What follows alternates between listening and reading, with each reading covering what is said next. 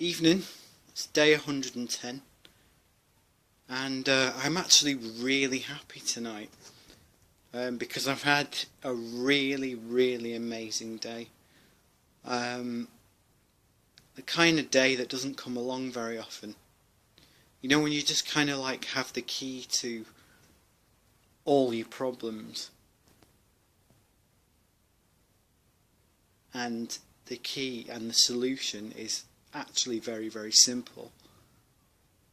You know, I never thought for a second that. Sorry, I need to scratch my nose, I'm itching. Damn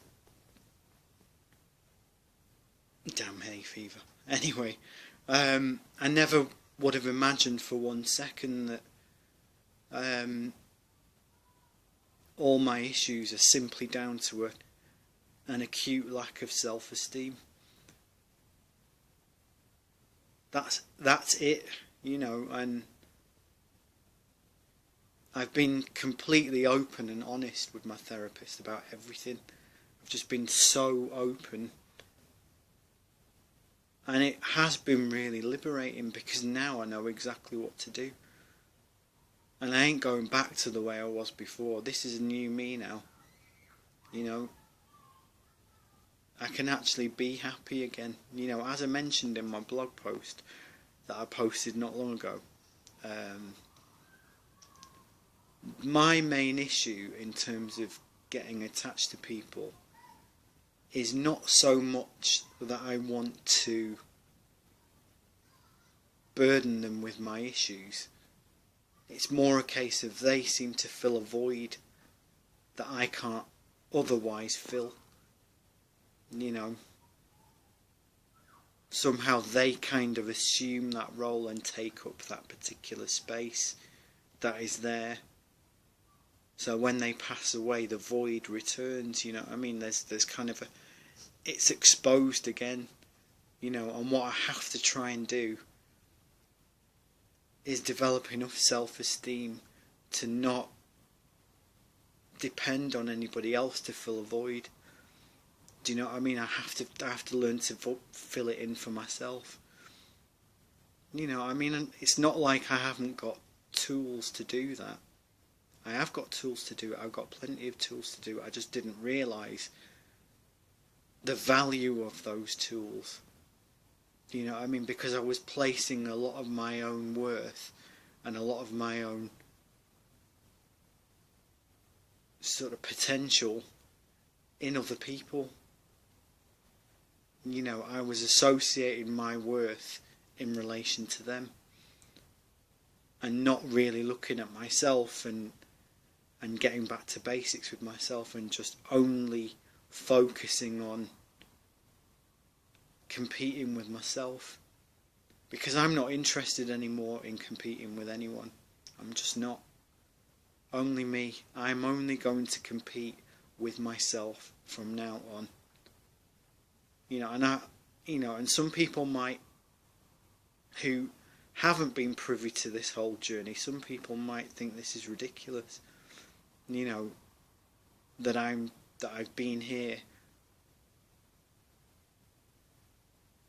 daily for almost 4 months now, where I've kind of bared my absolute soul, both here on these vlogs, in my written posts, and, you know, in group therapy and in counselling. You know, some people might think it's crazy, but you know what? I would recommend anyone do this.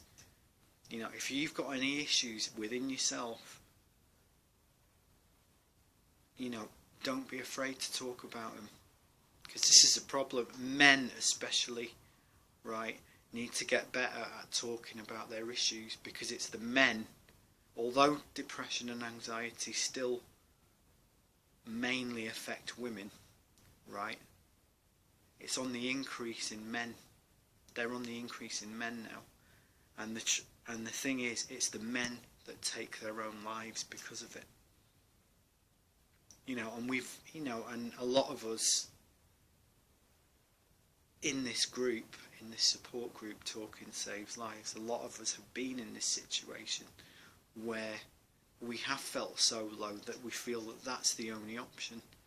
You know, it doesn't matter whether you're male or female, you know, we've all felt like that at some point. And the aim of a group like this is to talk about things more openly so we can support each other. You know, because because as I said to a friend earlier on, one thing I was conscious of when I first started this journey was coming across self-centered and a self-centered narcissist, basically. That's not what I wanted to do. I was just originally intending to keep a track of my journey and sort of log and document my feelings and emotions and everything else. You know, that's all it was. It was just to track my progress, really. But the fact that I've encouraged people to kind of get on this and be open about their own issues has actually helped me out quite a lot as well, because it's made me realise I'm actually not alone. And that's the thing about anything to do with anxiety, depression, or even both, or any other disorders, in fact. They are very isolating. You do spend a lot of your time in complete solitude, and it can, you know, pardon my language, but it can fuck you up. You know, if I'm being totally honest, let's be honest, it can, because there have been times when I have been so down and so depressed and so low that when it's got in here, right, deep down inside of here, when it gets in here and it gets embedded in here, it is very, very hard to get it out. But that's why platforms such as this one, other groups, you know, group therapies, counselling, you know, things like that. That's why these things are so important. They're really important. And because of that, you know, there's a resource there just waiting to be tapped into. I mean, as I say, you know, some might argue, you know, it takes a lot of discipline to come on here every day, film a vlog every single day without fail, because I don't think I've gone a day yet without filming a vlog. There isn't a single day that I haven't done this, you know, since the start, you know, and that's quite dedicated, really, because that's what I'm doing, you know, and I'm trying to be as supportive as I possibly can. But what I'm also trying to do is support myself and learn about myself as well, because in learning about other people you can learn things about yourself too, because you make comparisons and you can see where you fit on the spectrum, you know, of something like this, of mental illness or whatever, you know. And I remember about a year ago now, maybe just over a year ago, a very good friend of mine passed away after a long battle with cancer. And he was only 53 years old. His name was Chris Jones. And I remember about 2 days after he died, I went to see a play, which ironically was about mental illness, finding love when you're in the throes of a mental illness, when you're struggling with a mental illness. I never thought for a second that I'd end up with a mental illness, you know, but mental illness doesn't necessarily mean that you're completely crazy. It doesn't. You have an illness, you're ill, right? It carries just as much weight as a physical illness, because a lot of mental illness is actually manifests itself in a physical symptom, in the sense that, you know, sometimes when you're anxious you'll get butterflies in your stomach, you'll get a headache, you might feel dizzy, you know, that kind of thing. That is physical. What about when you have a panic attack? You know, panic is associated with a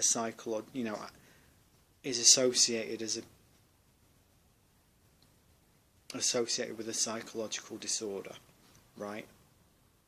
But when you panic, you exhibit physical symptoms. You know, and I understand that link now between mental illness and physical symptoms. I understand it. But just because we might be struggling with a mental illness from time to time, it doesn't mean that we're crazy. It doesn't mean that we're not in control of ourselves. You can be struggling with a particular disorder for a long time, and yet you will still be perfectly coherent. I mean, I know people that I've met in group therapy who are incredibly talented people, incredibly intelligent people, who have certain issues that they're struggling with. It doesn't make them any less successful or capable. It makes them human. You know, and I actually applaud people who come forward and say, you know what, I've been struggling with this for a long time, and you know, I've started to open up to people more and more now about certain issues that I've been experiencing, not to seek attention and not for self-gratification, but just to be honest and say, and just to be, you know, just have that human connection with people where you say, you know what, I have had my problems, but you know what, I'm doing alright. Things are getting better now, you know, and that's it. That's all it is. I mean, you will be so surprised at the number of people, when I've actually shared some details of my mental health journey to them. So many people have come forward to me and opened up about their issues as well. You know, and I think that is the best thing about this journey. It's not, you know, as I've said before, it's not just about me. It isn't just about me. Yeah, okay, I come on here and I post a blog every day. I do a little diary style entry and, you know, that kind of thing. But, you know, but you guys are coming forward as well now, because, and that's good, because this is your page just as much as it is mine. I might have set it up, but you helped run it, you know, so you should get the credit for the marvellous work that you've done in supporting each other and supporting me as well, because we've all helped each other along, you know, and it doesn't get much better than that. It really doesn't get much better than that. I actually feel like I'm finally doing something that matters. You know what I mean? That is constructive, that has some purpose. And that's, you know, as I mentioned, I think it was yesterday or the day before, that's one of the reasons I started this group. Because I felt like my life had a certain lack of purpose. But now I've got that purpose back. I'm there, you know, and I'm not going to lie. I'm not gonna turn around and say to you, yes, I'm miraculously cured now. I'm gonna be perfect from now on. It doesn't work like that. You know, things happen. You have setbacks. You know, you have bad days. You know, with a psychological illness, with a mental illness, you know, it's never that simple. It's never linear, just like this, you know, like straight across. So you see my hand there, it looks massive, doesn't it? Yes, I'm getting fat in my old age. But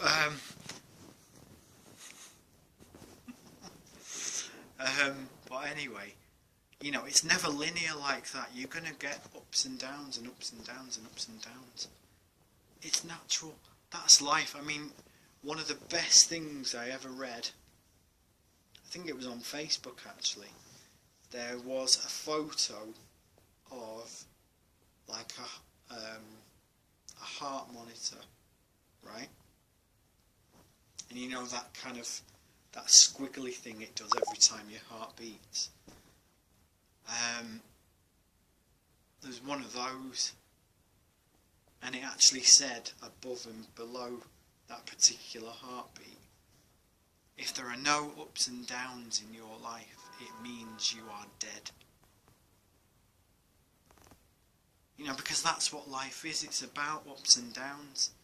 Not everything is going to be easy, and not everything is going to be hard.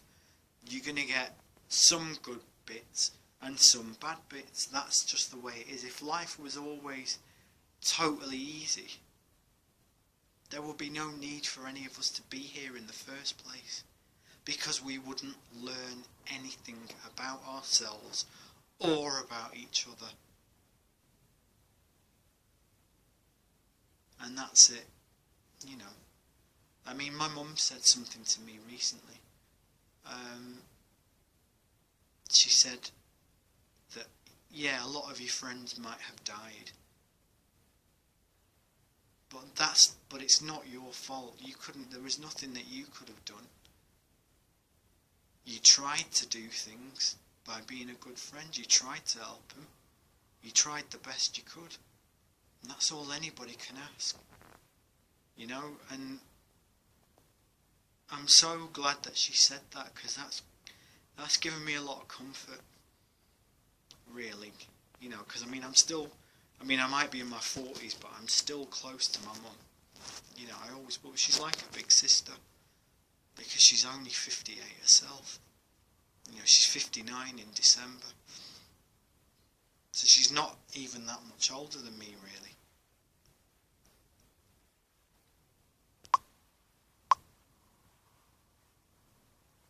But yeah, I think I'm going to go now, because this euphoric moment has really made me happy.